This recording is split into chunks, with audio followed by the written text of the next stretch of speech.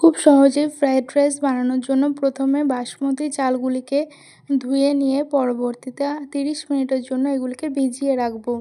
তারপরে সবজিগুলিকে ধুয়ে আমি কেটে রাখবো। এছাড়াও আমি নিয়ে নিয়েছি কাজু এবং কিশমিশ। এখানে আমি কড়াইতে রিফাইন তেল দিয়ে একে একে সমস্ত সবজিগুলোকে ভেজে নেব। এখানে আমি লবণ যোগ করেছি।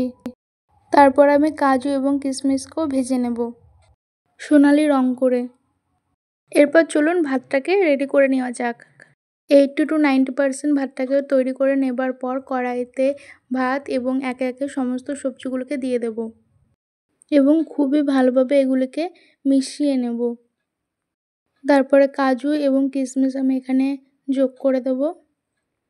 এগুলিকেও খুব ভালোভাবে মিশিয়ে নেব। আপনারা এখানে অবশ্যই ঘি যোগ করবেন। আমি বিশেষ কারণবশত এখানে ঘি দিইনি। এবং পরিশেষে দেখুন ভাতগুলি খুবই ঝরঝরে হয়েছে, একটু একের সঙ্গে লেগে যায়নি। এবং সবশেষে সামান্য চিনি যোগ করে দেবেন।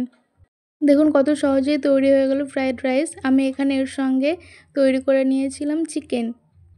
রাইসের সঙ্গে চিকেনের কম্বোটা খুবই জনপ্রিয়। সবশেষে আমি এখানে পরিবেশন করে নিলাম। ভিডিওটি ভালো লাগলে অবশ্যই পাশে থাকবেন এবং লাইক, কমেন্ট এবং শেয়ার অবশ্যই করে দেবেন। Thank you.